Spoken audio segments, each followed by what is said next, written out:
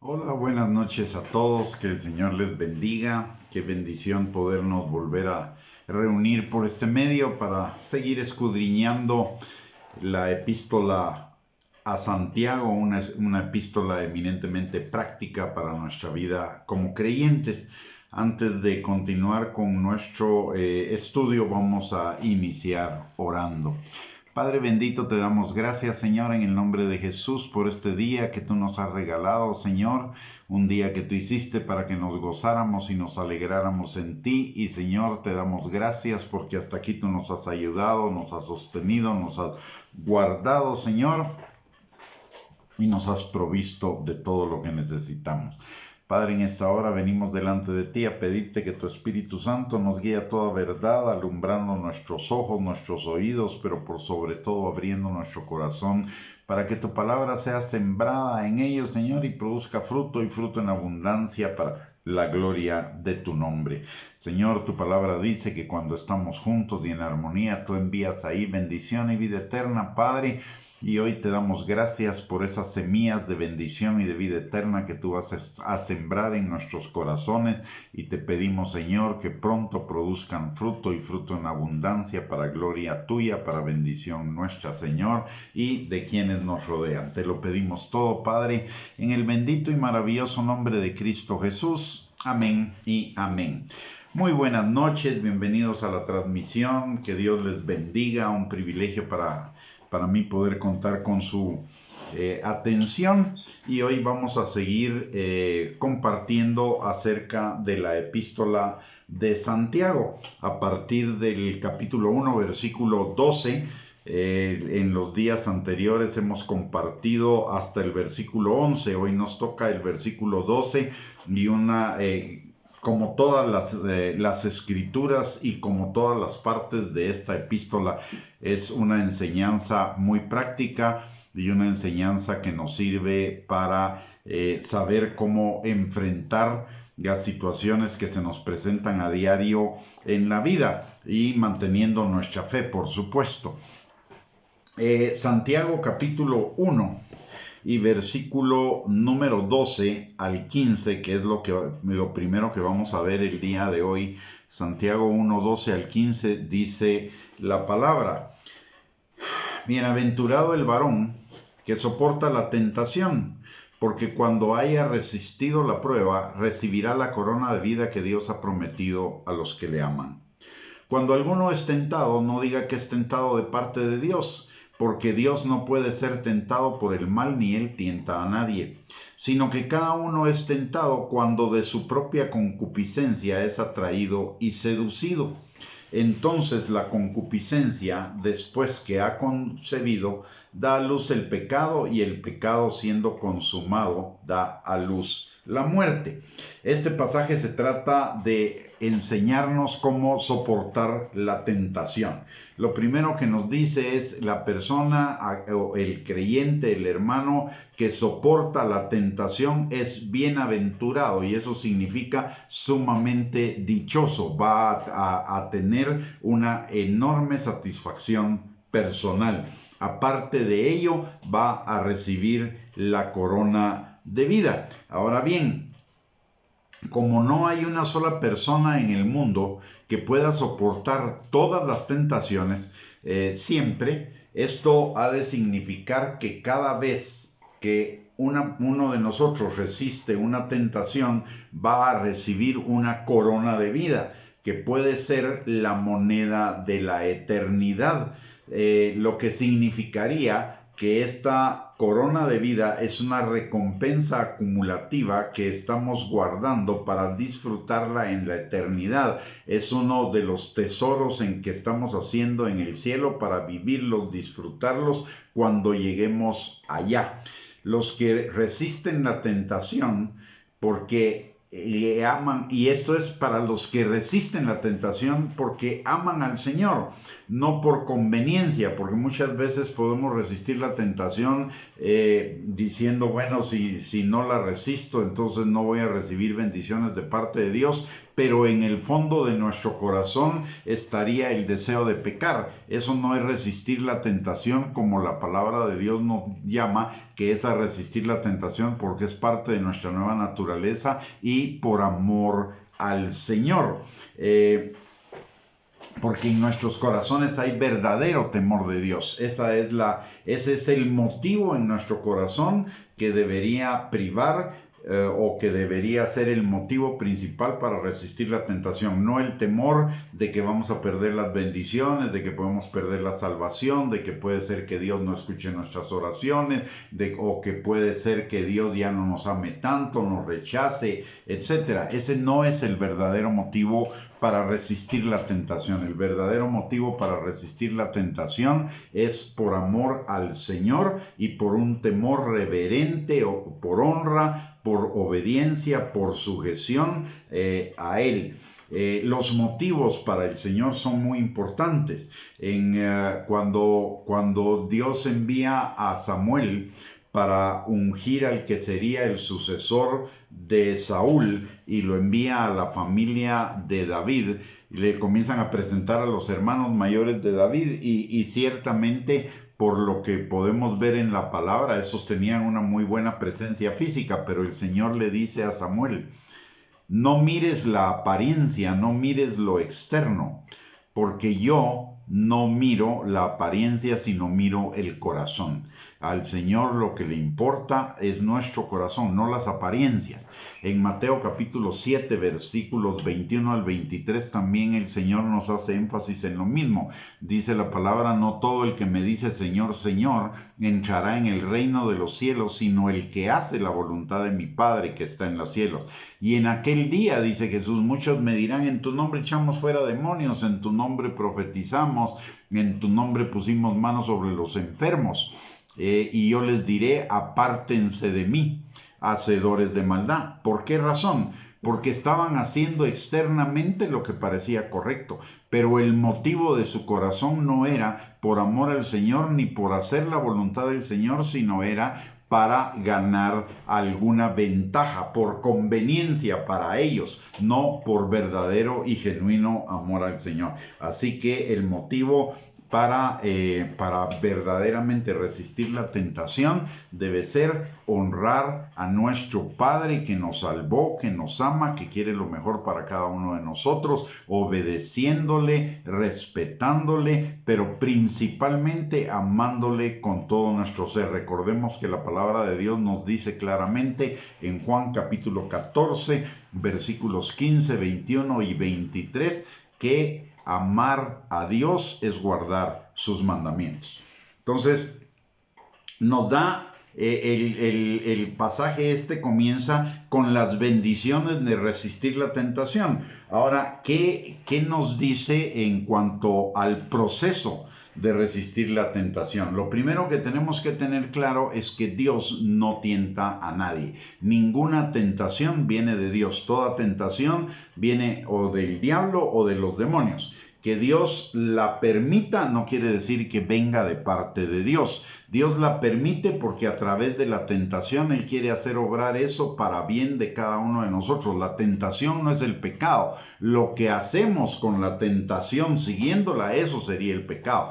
Pero la tentación es una forma de aumentar nuestra resistencia, nuestra persistencia, nuestro dominio propio, nuestro ser más que vencedores por medio de aquel que nos amó. O sea, la tentación el Señor la permite porque el Señor está esperando que a través de ella seamos nosotros fortalecidos para poder vencer todas las acechanzas del diablo. Recordemos que en Primera de Corintios capítulo 16, si no estoy mal, la palabra de Dios dice que nosotros no vamos a ser tentados más allá de lo que podamos resistir, y junto con la tentación el Señor nos va a dar la salida.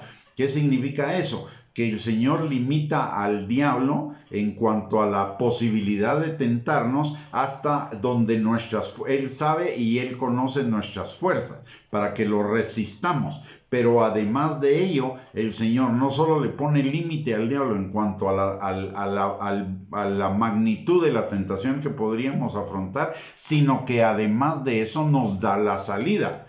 Ahora, cuando el Señor nos da la salida, no nos empuja a salir. Esa es una decisión de cada uno de nosotros. Entonces, la primera forma de resistir la tentación sería, en el momento en el que venga la tentación, voy a escuchar de parte de Dios cuál es la salida, porque automáticamente por el Espíritu Santo el Señor me va a dar la salida y tomarla. No entretenerme con la tentación. No considerarla de ninguna manera. ¿Por qué? Porque el proceso de la tentación dice que cada uno es tentado cuando de su propia concupiscencia es atraído y seducido. Es decir, si yo me pongo a jugar con la tentación, es decir, la chineo, la guardo, la considero, lo que estoy haciendo es darle alimento a la concupiscencia, a esas bajas pasiones de la carne que me van a llevar posteriormente a pecar. Pero antes quiero hacer algo, o quiero aclarar algo acá, y es que mucha gente, cuando ve que algo mal está sucediendo en algún lado, rapidito le echan la culpa a Dios. Dios no tiene la culpa del mal. La culpa del mal la tiene cada uno de nosotros por las decisiones que toman. Y del mal que hay en el mundo o de las cosas malas que hay en el mundo, es porque el mundo está bajo el maligno y la gente está siguiendo al mundo en lugar de seguir al Señor, porque si siguiéramos al Señor obedeceríamos sus mandamientos, y si obedecemos sus mandamientos no existirían esas maldades. Pero como el mundo está bajo el maligno y nosotros no somos del mundo, pero estamos en el mundo, estamos expuestos a esa tentación, pero también estamos protegidos por el Señor contra esa tentación, en cuanto que no va a ser mayor de lo que podamos resistir. Número 1. Número 2, Él nos va a dar la salida. Número 3, estamos armados con el poder del Espíritu Santo, con la palabra, con la dirección del Espíritu Santo. Las armas de nuestra milicia no son carnales, sino poderosas en Dios para la destrucción de fortalezas, derribando argumentos y altiveces que se levantan en contra del conocimiento de Dios y de la obediencia a Dios. Y aparte de ello, en todas las cosas el Señor nos ha hecho más que vencedores por medio de Cristo. Así que tenemos muchísimas formas de resistir la tentación. El Señor permite la tentación para que nosotros la resistamos y seamos bendecidos con esas coronas de vida que Él tiene para aquellos que resisten la tentación. Ahora bien, la tentación puede aparecer de una manera inesperada, aunque nosotros estemos firmes en la fe. La tentación es algo con lo cual vamos a tener que lidiar el resto de nuestras vidas. Pero en la medida en la que nosotros vamos venciendo las tentaciones, cada día estamos más fortalecidos, cada día estamos más fuertes, cada día estamos más firmes, cada día tenemos mayor dominio propio y cada día recurrimos más al poder del Espíritu Santo en nosotros para vencer la tentación, hasta que la tentación sea prácticamente total y completamente derrotada en nuestras vidas. Filipenses 1:6 dice que el que comenzó la buena obra en nosotros la perfeccionará hasta el día de Jesucristo. Eso significa que vamos a ser perfeccionados también. En parte del perfeccionamiento es ser perfeccionados para resistir la tentación cada día.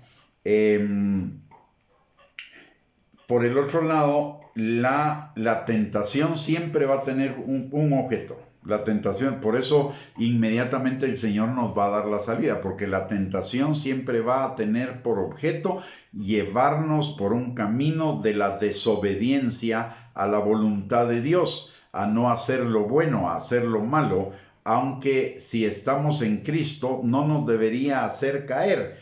Tambalear tal vez, pero no caer. La tentación, y mire, el proceso de la tentación normalmente es así. Viene la tentación a nuestras vidas e inmediatamente que viene la tentación, el Espíritu Santo nos va a decir, la palabra de Dios dice tal cosa, eso es pecado, la palabra de Dios dice tal cosa, y ahí nos está dando la salida. ¿Cuál es la salida? La obediencia a la palabra de Dios. Esa es la salida siempre. La primera salida. La segunda salida es andate de aquí. Si estamos en un ambiente donde la tentación es muy propicia, el Señor o nos dice antes que no vayamos, o en el momento en el que comenzamos a experimentar la tentación nos va a decir, fuera, sal de aquí. Así que Él siempre nos va a dar la salida, pero nosotros tenemos que hacerle caso a lo que dice la palabra en 1 Corintios capítulo 10, versículo 12 al 13. Esa es el pasaje de ninguna tentación nos vendrá que no sea humana. Dice y la palabra, así que el que piensa estar firme, mire que no caiga. O sea, la primera resistencia a la tentación está en nuestra cabecita. El que piensa estar firme, el que piensa estar firme. Yo lo que tengo, una de las cosas que necesitamos trabajar todos en nuestra mente es el hecho de decirnos todo el tiempo, no voy a caer en tentación. No voy a permitir caer en tentación. Me voy a mantener firme en la obediencia a la palabra del Señor. Esa es la primera arma que tenemos para enfrentar la tentación. El que piensa estar firme, mire que no caiga. Entonces debo tener la convicción de que me voy a mantener firme independientemente de la tentación. Si usted tiene un pecado con el cual ha estado batallando y no ha logrado vencerlo, es probablemente, una de las razones probablemente es porque usted está pensando en su mente antes de que venga la tentación, que si viene la tentación no la va a poder vencer. Pero el primer punto que tengo que tener claro es que con la ayuda de Dios, por mis fuerzas quizá no la pueda vencer, pero con la ayuda de Dios la voy a vencer. Y aquí viene lo siguiente que dice la palabra, no os ha sobrevenido ninguna tentación que no sea humana. O sea, ninguna tentación va a superar nuestras fuerzas de resistirla. Pero fiel es Dios, dice la palabra, que no os dejará ser tentados más de lo que podéis resistir. O sea, primero está limitada a nuestra resistencia. Segundo, sino que dará también juntamente con la tentación la salida para que podáis resistir. Ya les dije cuáles son normalmente las dos salidas que el Señor nos da. La primera nos recuerda que lo que el diablo nos está tentando es pecado, y la segunda es salite de aquí. Mire, más vale, la verdad, más vale que digan aquí huyó que aquí cayó. La palabra no dice más que en el caso de la fornicación, que huyamos de la fornicación. Pero yo diría que es un buen consejo huir de todo pecado. Más vale que digan lo que digan, pero no caer. Muchos hermanitos están tan influidos o tan enfocados en el qué dirán, que muchas veces ceden a la tentación por el qué dirán los amigos, ¿verdad? Es que si no te echas un trago sos cobarde, es que si no te cantineas a tal persona no tenés valor, etc. Cualquier cantidad el diablo tiene cualquier cantidad de argumentos manipulativos para usar en contra de nosotros, pero lo que necesitamos es saber, número 1, que nos vamos a mantener firmes, 2, que ninguna tentación nos va a venir que no la podamos resistir, y número 3, que el Señor nos va a dar la salida y debemos tomar esa salida. Y esa salida siempre va a ser la obediencia y salir en medio de un ambiente de pecados. La tentación siempre tiene su origen, en última instancia, en el infierno, en el diablo, en los demonios, y puede venir a nosotros por la influencia del mundo, pero al final, quien decide si la tentación me pega o no me pega soy yo. El que decide si voy a dejar llevarme por mis concupiscencias, mis pasiones o lo que sea, voy a ser yo. Le voy a contar una anécdota. Un día venía Bueno, me ha pasado varias veces, pero este caso es el más evidente. Viene un hermano que está recién convertido, y entonces tendría tal vez unos 6 meses de haberse convertido, y antes de convertirse, uno de los pecados que él tenía es que era alcohólico. A los 6 meses de convertido, resulta que un día se la puso de nuevo, ¿verdad? Y entonces, cuando llegó conmigo, yo le vi una cara así un poquito mal, ¿no? Y le digo, ¿qué te pasó? Es que, hermano, le quiero contar que el diablo me emborrachó ayer. ¿Qué le dije yo? Que el diablo me emborrachó ayer. Un momento, le dije, a ver, aclárame ese punto. ¿A qué te referís con que el diablo te emborrachó ayer? Ay, hermano, es que fíjese que pasé enfrente de un bar y no me pude resistir, y entonces me tomé unos tragos, pero no pude parar y me tomé unos tragos más de la cuenta. Ok, le digo yo, entonces aclaremos un poquito algo, le. ¿El diablo te empujó a meterte al bar? No, me dijo, yo entré. Ah, va, ok. El diablo te pidió el trago, el primer trago. No lo pidió, ok. El diablo te lo metió, te abrió la boca y te metió el trago en la boca. No, ok. El diablo pagó la cuenta. No. Ah, bueno, entonces el diablo no hizo más que tentarte. Vos fuiste el que te dejaste y caíste. Es tu responsabilidad, no es la del diablo. El diablo te va a tentar siempre. El diablo, ese es su trabajo, tentarte. Pero el trabajo tuyo es resistir en el poder del Señor. No le eches la culpa al diablo de algo que es tu responsabilidad. Tan fácil que es echarle la culpa a alguien más, y en este caso al diablo, de las cosas que nosotros decidimos mal. Ese es lo que yo llamo el síndrome de Adán, ¿verdad? Adán, cuando pecó, le dice al Señor: la mujer que tú me diste, tú tenés la culpa por esa mujer que me diste, y ella también, porque ella fue la que me hizo pecar. Zafando bulto, ¿no? Y somos expertos en zafar bulto, pero la palabra nos dice claramente aquí, no nos da lugar a zafar bulto. La Biblia dice: cada uno es tentado cuando de su propia concupiscencia, de su propia carne, de sus propias pasiones carnales, de su propio corazón engañoso, de su propio falso yo, es atraído y seducido. Así que la responsabilidad es únicamente mía. Es cierto que viene del infierno, sí, pero el infierno no tiene la culpa de que yo me la trague. El que tiene la responsabilidad de habérsela tragado soy yo. El diablo siempre va a hacer su trabajo y lo va a hacer permanentemente, así que debemos estar preparados. Por eso dice: el que piensa estar firme, mire que no caiga.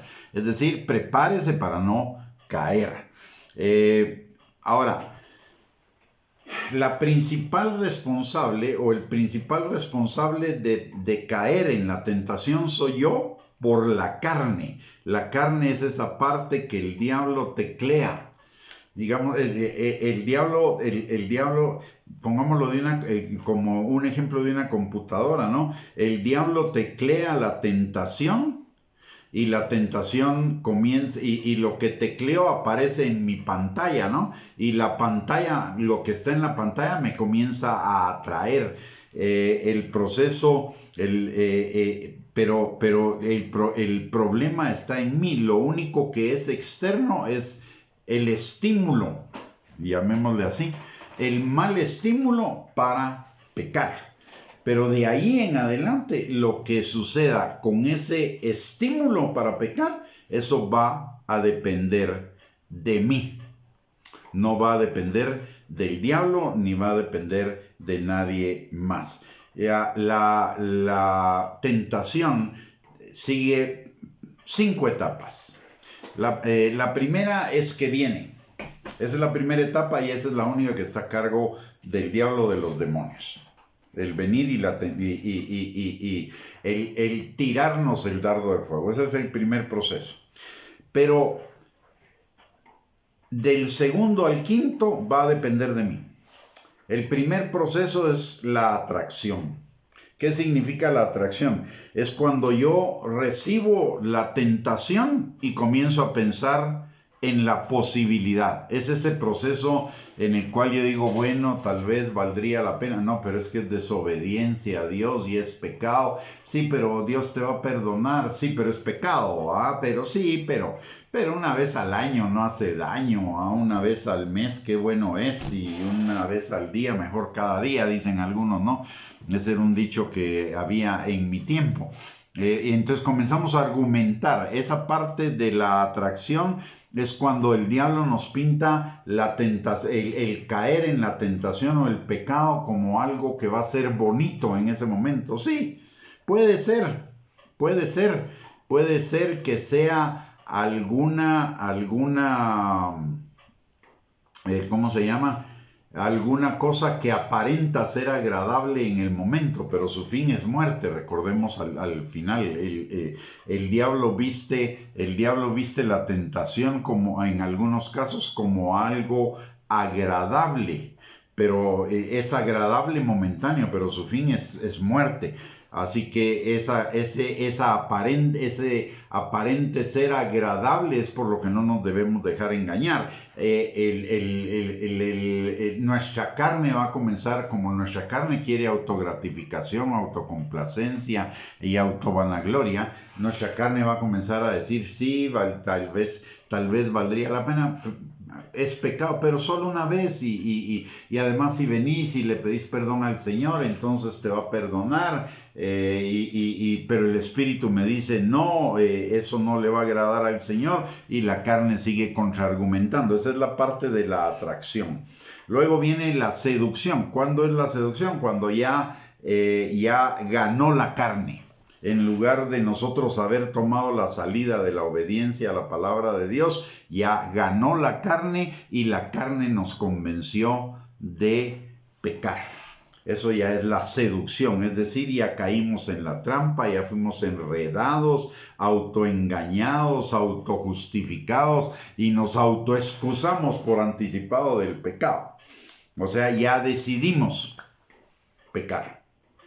La tercera parte, el cuarto proceso, entonces el primero es la tentación, el segundo la atracción, el tercero la seducción. Después de seducir, lo que viene, de acuerdo a lo que nos enseña Santiago, es la concepción. ¿Y qué es la concepción? Es cuando lo planificamos, es ya diseñar un método para ejecutar ese pecado.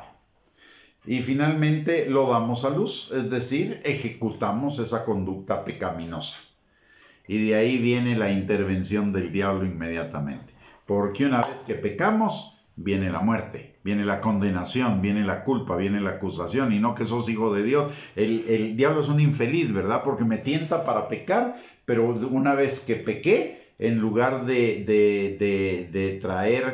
quedarse quieto, ya viene con el cuchillo en la mano para acuchillar mi corazón con condenación, con culpa, con acusación, con juicio, y dicen, no que sos cristiano, pues, y mira, caíste, y eso no lo deberías haber hecho, y ahora ya Dios no te ama, y ahora qué vergüenza, ¿cómo vas a llegar delante del Señor? Y nos comienza a condenar y a acuchillar.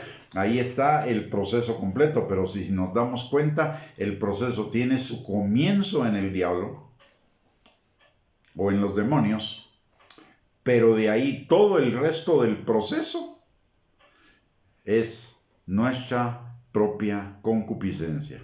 Así que no hay motivo para decir el diablo me hizo. Realmente yo me lo hice a mí mismo. Y por lo tanto, yo voy a cosechar las consecuencias de eso, porque Dios no puede ser burlado. Lo que el hombre siembra, eso también cosechará. Y esa muerte puede ser, ya le dije, en principio es la culpa, la condenación, la acusación, el juicio. Si nos arrepentimos en ese momento delante del Señor, genuinamente venimos y reconocemos que ya hicimos mal, y venimos delante del Señor y le pedimos perdón, en ese momento solo va a quedar pendiente la consecuencia, la cosecha del pecado. pero nuestra relación con el Señor va a ser restaurada completamente. Ahora, si por esa acusación, juicio, condena, etcétera, nos separamos del Señor, entonces vamos a comenzar a perder bendiciones de parte de Dios. Y ¿por qué? Porque estamos caminando en un camino diferente al camino de las bendiciones del Señor. El miércoles pasado, este miércoles que pasó, lo expliqué de esta manera. Creo yo, y si no, lo expliqué en algún otro lado, pero en toda decisión que nosotros tomamos hay dos caminos. Un camino, y lo dice Deuteronomio 30, versículos del 19 al 20.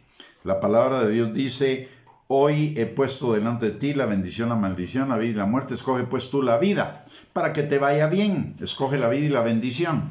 Bueno, entonces nosotros en cada situación que implica una decisión, estamos ante dos caminos. El camino de la obediencia, que está sembrado de las bendiciones del Señor, y el camino de la desobediencia, que obviamente no tiene bendiciones sembradas, solo el camino de la obediencia. Entonces, si yo camino en el camino de la desobediencia, mientras más camine en el camino de la desobediencia, más bendiciones del Señor me voy a perder que están en el camino de la obediencia. ¿Por qué? Porque estoy avanzando en una dirección, pero en un camino que no es el correcto. Y entonces eso va a implicar que pierda esas bendiciones de ese tramo del camino, las bendiciones que ya Dios sembró para nosotros en ese tramo del camino, las voy a perder. Aparte de eso, si persisto en mantenerme apartado del Señor, va a venir un exceso de vergüenza, y ese exceso de vergüenza va a traer dureza a nuestro corazón, y eso nos va a seguir alejando del pecado. El diablo tiene tres formas de separarnos del Señor. La primera es a través de la tentación. La segunda, o su segundo intento, si prospera el de la tentación, pasa al segundo, que es la muerte, el resultado del pecado, que es la culpa, la acusación, el juicio y la condena. Y una vez que si nosotros nos quedamos ahí, entonces lo siguiente que viene es la vergüenza y el alejamiento del Señor, y eso va a traer endurecimiento de nuestro corazón. Entonces, esas son las maquinaciones del diablo para robarnos, matarnos y destruirnos en las bendiciones y la vida abundante que tenemos en Cristo Jesús. Entonces, lo mejor es que lo resistamos desde el principio en la tentación.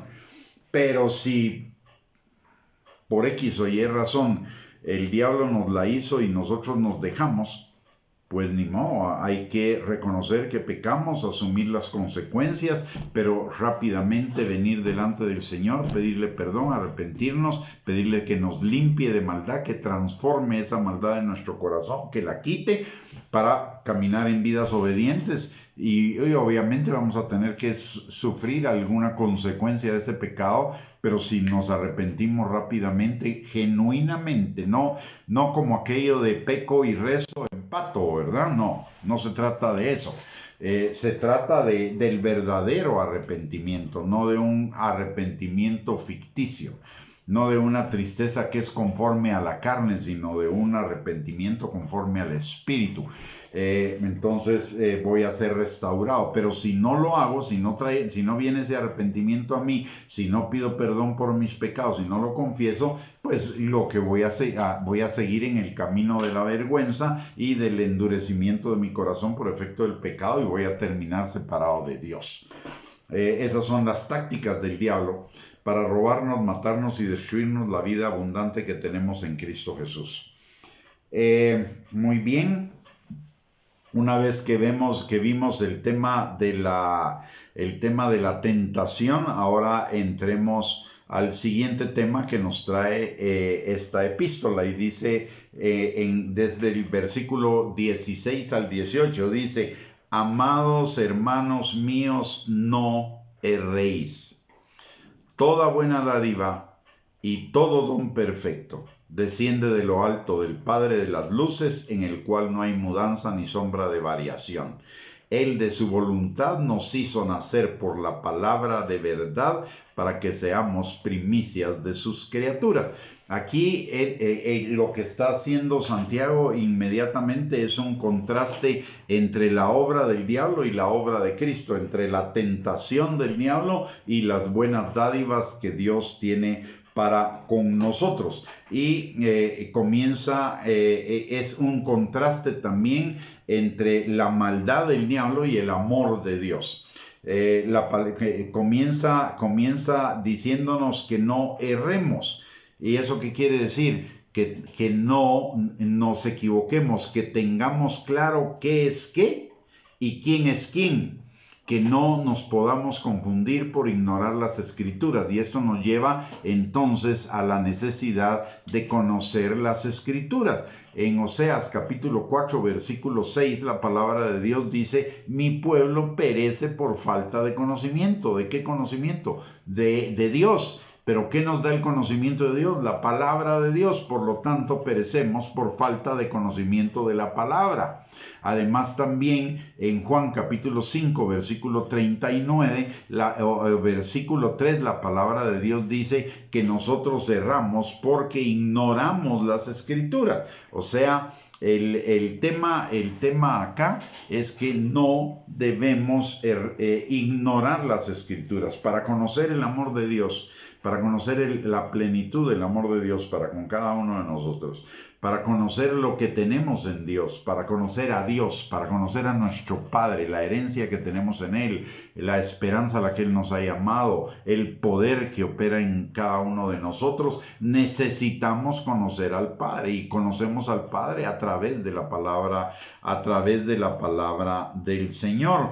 Entonces tenemos que tener eso muy claro, las Escrituras. Yo insisto, perdón, no es Juan 5.3, es Juan 5.39.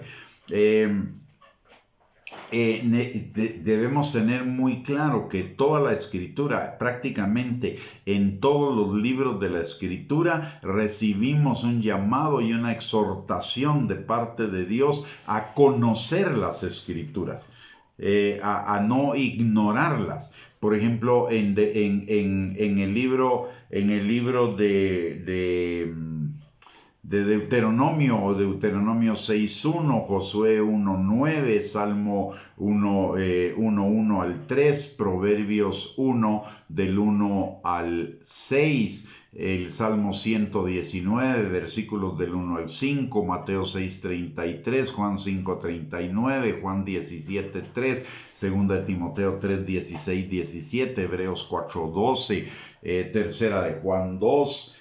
Todos esos, ahí le mencioné por lo menos unos 10 o 15 pasajes donde la palabra de Dios nos está hablando de que conozcamos las Escrituras. Pero hay una resistencia en el creyente a buscar las Escrituras. ¿Por qué? ¿Pero por qué? Porque el diablo sabe, mientras más ignoremos las Escrituras, más nos va a robar de la vida abundante que tenemos en Cristo, de la vida plena que tenemos en Cristo.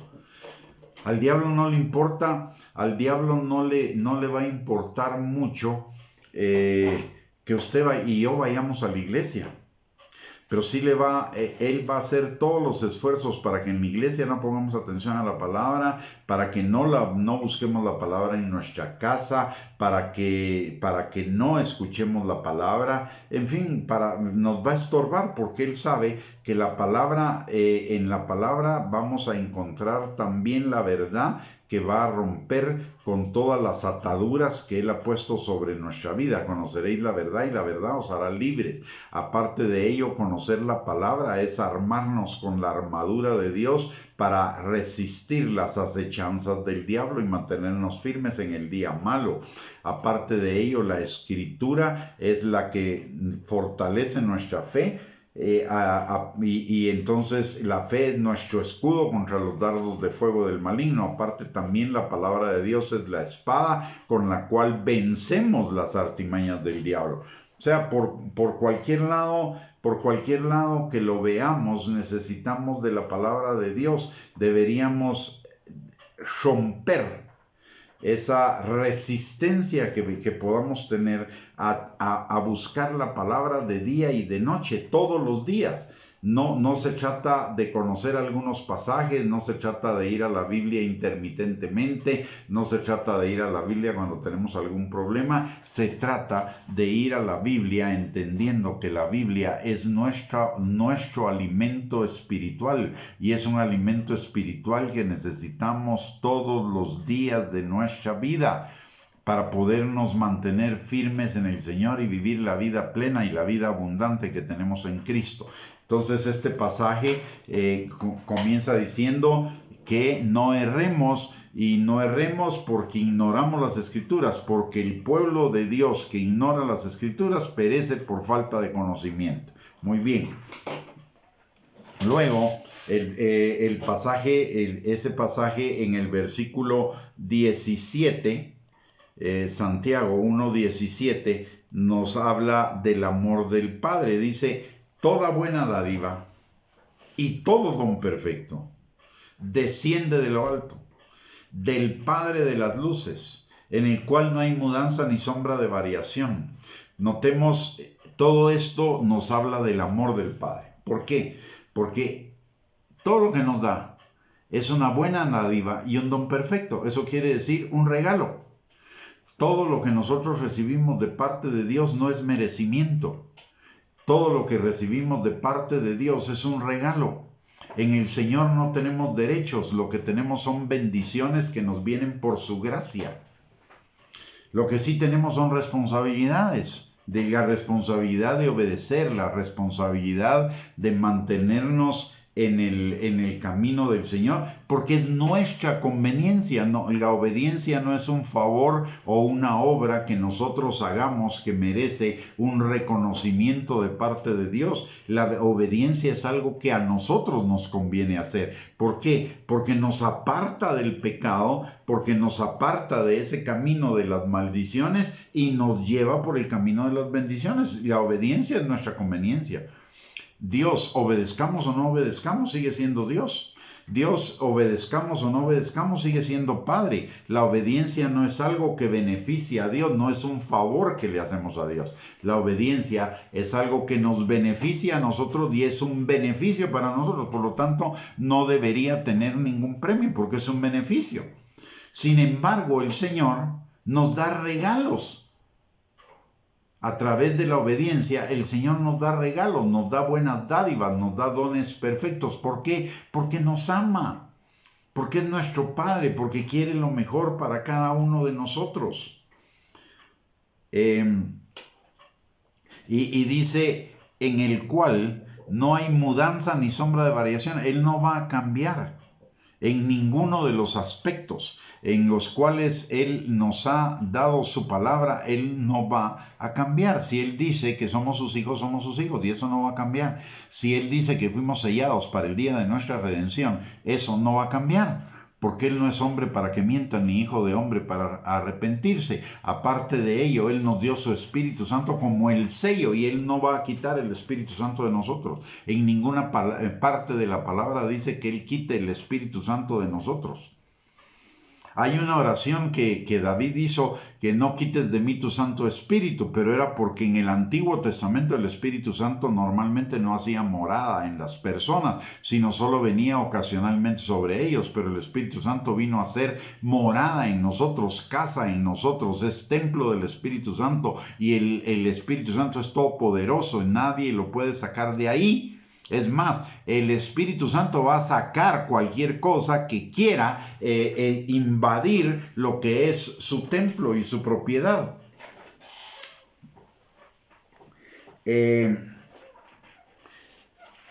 Notemos algo más acá.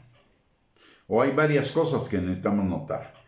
Cuando la palabra de Dios dice que el Señor es Padre de las luces, Eso quiere decir que no es padre de las tinieblas. Es padre de todo lo bueno, no de lo malo.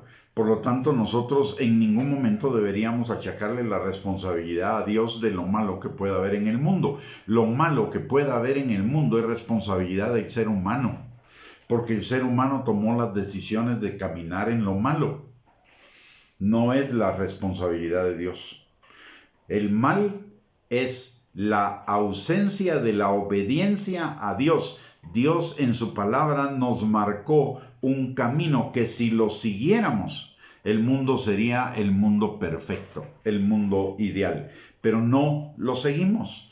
Hacemos lo que se nos da la gana. A eso sí, a la hora de echar culpas, le echamos las culpas a Dios. No nos equivoquemos, Dios no es culpable del mal. Así como Él no tienta a nadie ni puede ser tentado por el mal, Él no hace ningún mal. Él es bueno, santo, justo, perfecto, verdadero. No puede hacer nada malo porque sería negarse a sí mismo. Así que no nos equivoquemos en eso. Todo lo bueno viene de Dios, todo lo malo viene del diablo. Y bueno no es lo que nosotros pensamos que es bueno, ni malo es lo que nosotros pensamos que es malo.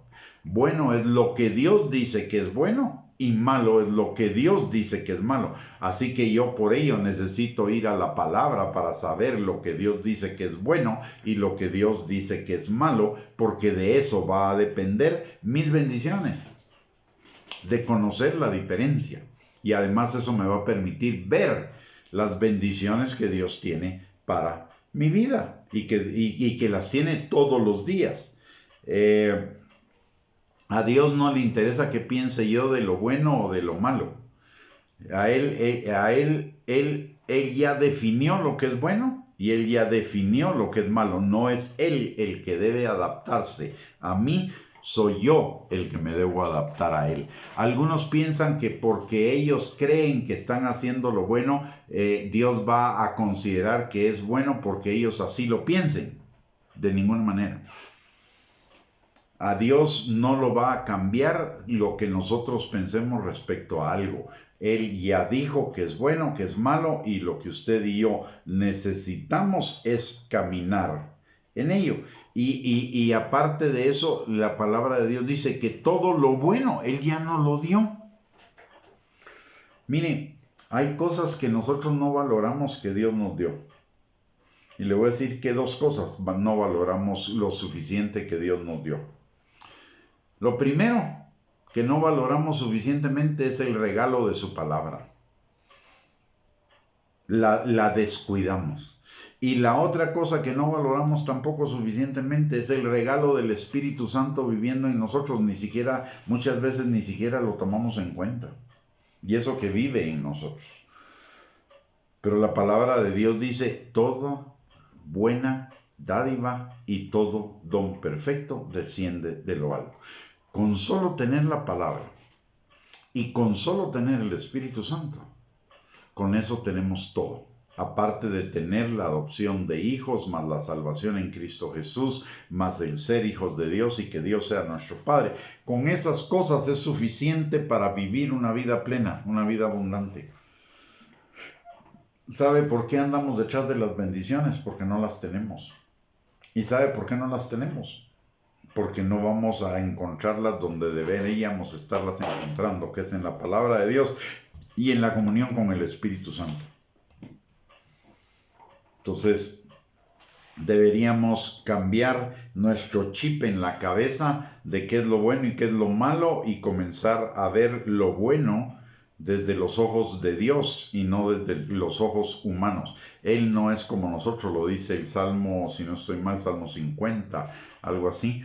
Tú pensaste que yo sería igual como tú, pero no somos iguales, dice el Señor.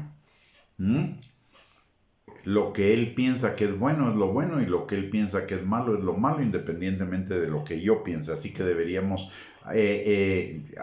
esforzarnos en conocer lo que la palabra de Dios dice al respecto, por un lado. Por el otro lado, todo lo que recibimos de Él es por gracia. Nada es por nuestros méritos. porque somos sus hijos por la gracia, por la abundancia de su gracia. Por eso recibimos todas las cosas. El Señor no tendría por qué darnos nada, Él no tiene ninguna obligación, Él ya nos creó, Él ya nos marcó el camino, punto. Él tiene derecho a demandar nuestra obediencia, no tiene por qué darnos ningún regalo por la obediencia y sin embargo nos lo da. Pero no nos equivoquemos, la obediencia no es, las bendiciones no son el pago por la obediencia, las bendiciones son un regalo de Dios por la obediencia, porque ya lo dije hace un rato, la obediencia me conviene a mí, la obediencia es mi beneficio, no es un favor que yo le hago a Dios, es un favor que me hago a mí mismo, por lo tanto Dios no tiene por qué premiar mi obediencia, sin embargo lo hace. Solo mi obediencia me llevaría al camino de la salvación. Eso es más que suficiente paga. Sin embargo, el Señor, por la obediencia me bendice. Eso es gracia. Así que no nos confundamos. Todo lo que Dios nos da no es porque no lo merezcamos. Todo lo que Dios nos da es una buena dádiva y un don perfecto. Dádiva y don son regalos. No hay nada que no le sea dado al hombre que no le sea dado del cielo. Y lo que Dios nos da del cielo es toda buena dádiva y todo don perfecto, de acuerdo a lo que Él considera bueno para el propósito que Él tiene para nuestras vidas, que es darnos una vida eterna con Él, plena, abundante, y aparte de ello, una vida terrenal que vaya en aumento como la luz del día. Va en aumento y es perfecta. Y aparte de ello dice que nos hizo, Él de su voluntad, ojo, Él de su voluntad. No hubo nada que nosotros hiciéramos que lo determinara, sino que Él de su voluntad nos hizo nacer por la palabra de verdad, para que seamos primicias de sus criaturas. Esto es gracia. Hay algunos que piensan que le hicieron el favor a Dios con ser salvos. No, nosotros no recibimos a Cristo. Cristo nos recibió a nosotros. Nosotros no le hicimos el favor de recibirlo a Él. Él nos hizo la gracia, el regalo, el don de recibirnos a cada uno y además de ello nos hizo nacer de nuevo por la palabra de verdad. La simiente incorruptible de la palabra de Dios, dice 1 de Pedro capítulo 1, versículo 23. Y la naturaleza divina, dice 2 de Pedro capítulo 1, versículo 3 y 4, para que lleguemos a ser participantes de su naturaleza. ¿Y eso qué significa? Dice, para que seamos las primicias de sus criaturas. ¿Qué significa que seamos las primicias de sus criaturas? Somos los primeros frutos de la nueva creación que Él va a concluir cuando haga la nueva tierra, el nuevo cielo y la nueva Jerusalén al final de esta era. Eso también significa que somos los hijos mayores de toda su creación. Recordemos que Jesús es nuestro hermano mayor, pero Él no fue creado. Él es junto con Dios desde la eternidad y hasta la eternidad. Por lo tanto, nosotros somos las criaturas mayores o los hijos mayores de su creación. Él nos creó a nosotros mismos. Y tercero, somos el adorno de su creación. Eso de ser primicias de sus criaturas significa todo eso. Somos las primeras criaturas de la nueva creación, del nuevo cielo, nueva tierra y nueva Jerusalén. Somos el anticipo de lo que será, quienes habiten en la nueva tierra, y somos el adorno de su creación. Como dice la palabra, nuestras ofrendas, nuestras oraciones suben delante de Él como olor fragante. ¿Pero por qué suben como olor fragante? Porque nosotros somos una fragancia para Él. Muy bien, con esto, mis amados hermanos, hemos llegado al final de la enseñanza del día de hoy. Muchísimas gracias por haber participado, por haber estado en esta transmisión. Que el Señor les bendiga. Espero que haya sido una enseñanza de bendición. Si fue de bendición, compártala con sus amigos o con sus contactos en las redes sociales para que también sea de bendición para ellos. Y les recordamos que está la página de internet y el canal de YouTube para que ustedes puedan seguir edificando su fe con la multitud de recursos que Dios ha permitido que tengamos en esas dos áreas, o en esos dos elementos. Así que le invitamos a visitarlos. Ahí nuestra hermana Sonia nos está haciendo el favor de ponernos la dirección de ambos. La página de internet es www.reyesysacerdotes.net y el canal de YouTube es @Gustavo Bien. Así que los esperamos en esos recursos y también los esperamos el próximo lunes para seguir escudriñando la epístola de Santiago con esos aspectos tan prácticos que nos sirven para nuestra vida diaria y para vivir vidas agradables y bendecidas delante del Señor. Muy bien, vamos a terminar orando. Padre bendito, te damos gracias, Señor, en el nombre de Jesús por esta noche, por el privilegio que nos has permitido, Señor, de poder escudriñar juntos tu bendita, maravillosa, Señor, y enriquecedora palabra. Señor, que no seamos solamente oidores de tu palabra, sino que seamos hacedores de ella, Señor, que la llevemos a la práctica, Padre. Y, Señor, te pedimos en esta noche que por aquellos que están enfermos, Señor, en cualquier hospital o aún en sus casas, Señor, te pedimos que tu mano poderosa los sane, los restaure, los levante, Señor, que sea un testimonio de tu poder, que los acerque a cada uno de ellos más a ti, si no se han convertido, para que se conviertan, y si ya te conocen, Señor, para que se acerquen y se activen aún más en ti, Padre.